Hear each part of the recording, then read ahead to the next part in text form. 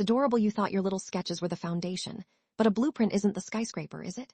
The question hung in the air of the grand ballroom, amplified by a 1,000-watt sound system. On the massive screens flanking the stage, Zane's face was beatific, a charismatic visionary accepting the Innovator of the Year award. The light caught the crystal trophy in his hand, fracturing into 100 tiny, sharp rainbows. My own reflection was a dark shape in the glass of the champagne flute I was holding. The polite applause felt like stones hitting water. I took a slow sip. Enjoy the view from up there, Zane. We met in the toxic haze of a 4 a.m. design school critique. The air smelled of spray mount, stale coffee, and desperation. I was fumbling with a presentation board for an urban renewal project. He walked over, picked up a stray piece of card, and with 2 perfect folds, created a support that held it steady. Talked until sunrise, our ideas sparking off each other like flint and steel. We won the student prize that semester, a shared victory sealed over greasy pizza in his cramped dorm room. That was our good memory. The first red flag came a year later, during our final thesis presentation. I noticed how he'd say I when describing a concept I'd developed, then correct himself with a charming little laugh to we. He was just the better speaker, I told myself, the smoother frontman. Every partnership needs one. Our studio, Vector and Hue, was born from that energy. We landed a small WeWork space with a view of a brick wall and survived on instant noodles and pure ambition. The first 2 years were a blur of creation. I remember the late summer of 21, working on the branding for a boutique coffee chain called Perk. We spent 72 hours straight fueled by their product, laying out menus and logos on my Wacom tablet until my wrist ached. We landed the Solstice Hotels account, a 6-figure deal to design their new mobile app interface. We celebrated with actual champagne, not the cheap sparkling wine of our college days. Zane raised his glass to me. To Maya, he'd said, the engine room of this whole operation. But the engine was running on fumes, and the captain was dining out. I was the one logging 18-hour days, refining the wireframes, coding the UX prototypes. Zane was the one taking the Solstice executives to 24-ounce steaks at Morton's, expensing it all to the company. I'd see the receipts in our QuickBooks account, a trail of his good times paid for by my sleepless nights. He was building the relationships, he'd say. You can't put a price on that. I started to notice how our client presentations evolved. My name would get smaller in the credits on the final slide. He began referring to my work as raw assets that he would then shape and strategize. I rationalized it. I hated public speaking, he thrived on it. I was the introvert, he was the extrovert. It was a symbiotic relationship. That's what I told myself week after week. The discovery came not with a bang, but a quiet click. Zane had left his laptop unlocked when he ran out for a client emergency, which I knew was a CrossFit class. An email notification popped up on his screen. The sender was the state's corporate commission. Subject, Articles of Incorporation approved Zane Valenti Designs. My blood went cold. I didn't mean to snoop, but I couldn't stop myself. A few clicks later, I was looking at a business plan, his new solo venture. The portfolio he'd attached was a greatest hits of my work from the last 5 years. He'd even trademarked the name of our biggest project, Serenity OS, the core of the Solstice deal. He wasn't just leaving me. He was taking the entire house and leaving me with the termite-infested foundation. For 3 weeks, I did nothing but gather string.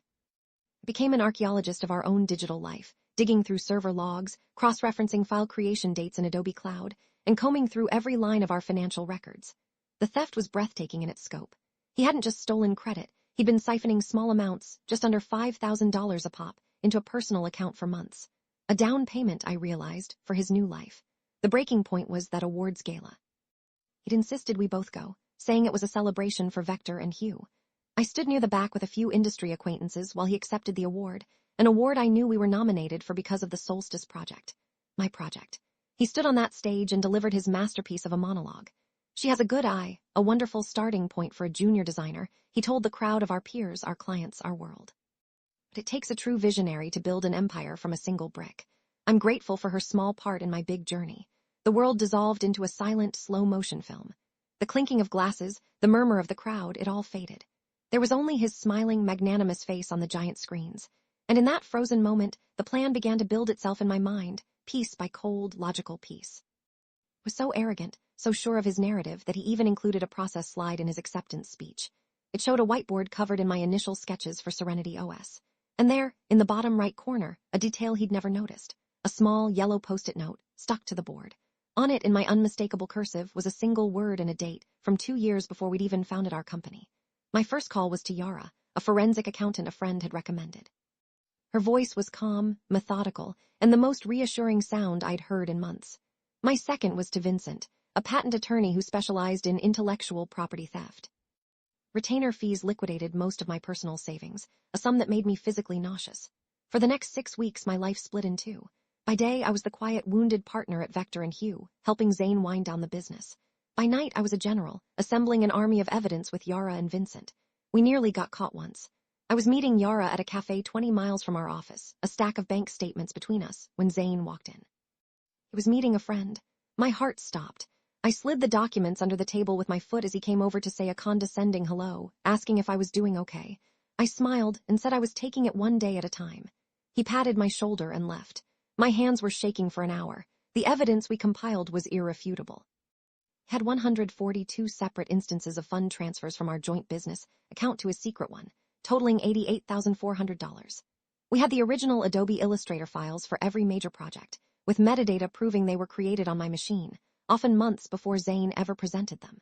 We had emails from him to the patent office, where he'd copied and pasted my exact technical descriptions of the Serenity OS framework. He even had a sworn affidavit from a former intern who had witnessed me working alone on the initial wireframes. And then there was the crown jewel, the ironic mistake born of pure hubris, a high-resolution version of the photo from his awards speech. Vincent's team enhanced it until you could read the date on that little yellow post-it note perfectly. It was a receipt for my own genius, left in plain sight. We laid a small trap. I had my lawyer send him a preliminary letter demanding repayment for a minor discrepancy of $10,000. He laughed it off, telling Vincent on the phone that I was just being emotional. He was walking right where we wanted him to. The final scene was not a courtroom, but a boardroom. 40th floor of the Solstice Hotel's headquarters, with a panoramic view of the city. Zane was there, tanned and confident in a tailored suit, ready to sign the multi-million-dollar expansion deal for his new company. I had been invited at the quiet request of a board member Yara knew. I walked in just as they were passing him the pen. Before you sign, I believe there's a fundamental misunderstanding about the authorship of this project. Zane's smile was tight, annoyed. Maya, this is neither the time nor the place. He looked at the CEO, a man named Mr. Peterson, and gave a dismissive chuckle. My former partner, a little sentimental. But Mr. Peterson was looking at me. I placed a single file folder on the polished mahogany table. The first wave was financial. I calmly detailed the fraudulent transfers, the shell company, the theft. The mood in the room shifted from celebratory to arctic. Zane sputtered, calling it a messy business divorce, a misunderstanding. Then came the second wave, the killer proof. I projected the image from the awards gala onto the large screen behind him. I zoomed in on the post-it. Then I produced my sketchbook from 5 years prior, opened to the exact page where Serenity OS was born. The handwriting, the date, the concept, it was all there. Undeniable. The metadata logs on the next slide were the final nail. Can't do this, Maya, he whispered, his voice cracking. We built this together. I looked him in the eye for the first time all day. No, Zane, I built it, you just lived in it. The fallout was swift and brutal. The Solstice board didn't just kill the deal, they launched their own internal fraud investigation.